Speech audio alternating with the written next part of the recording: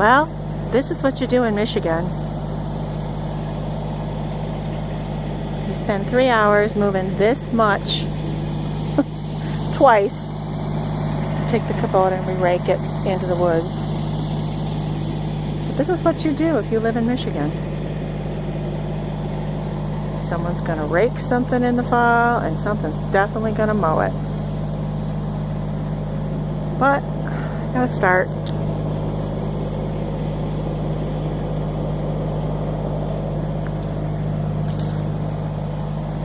We only have, oh my goodness,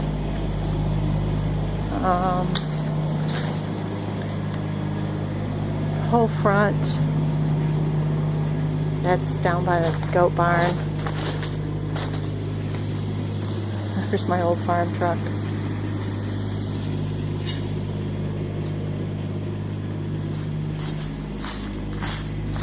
This is the front. This is where, when it's super hot, got these great trees. We sit out here in the shade. There's my bed. I don't have my bed on it, but my bed that hangs in the trees. Yes, I'm a hippie. And this is kind of a side view. Nothing too fancy. Everything looks so drab, so sad. A little bit of light shining on. We've had 2 hard frosts so far.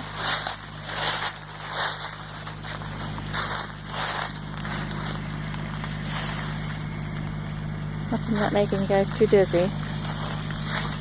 I have to cut all the perennials down because the leaves get caught in everything. And then I had to take the electrical box apart because that was shorting out. I tell you, it's never done.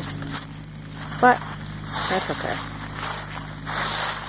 But anyways, I won't show you all the buildings, but yeah, see all this? This is about ankle deep. And that, tomorrow, will probably blow into the front of the house. I just have to keep reminding myself, like my dad used to tease me, why are you vacuuming the forest floor? Well, which I guess you live in a suburb and you move out here in the middle of nowhere, you just can't get over the idea of not sweeping the floor, sweeping the yard. But anyways, that's what I'm doing on my Tuesday afternoon for the last going on 3 hours.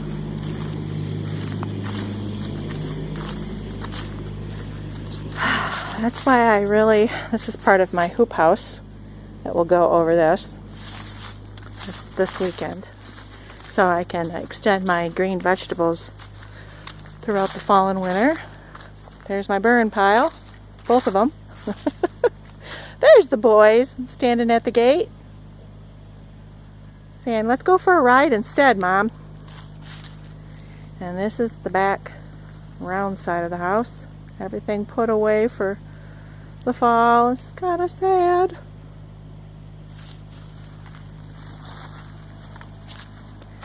Let's go see the boys. I've been taking things apart. In the spring, I injured my back real bad. Actually, I have a herniated disc and 2 partial herniated discs that I'm babying, hoping that they'll heal back. You know, I never know. Wishful thinking, I know. But this used to be the main garden, and as you can see, I've taken it all apart, taken all the fencing down, and moved it in, and moved some boxes around. And so this will be just the strawberries, and the blackberries, and the raspberries, and then there's a row of apples over there. Can't quite see. There's my chickens. And that's my portable fencing that I move around so they get green pasture. But here's my babies. There's the other burn pile because, you know, no farm is ever complete without a few burn piles laying around. Hi! Can you say hello?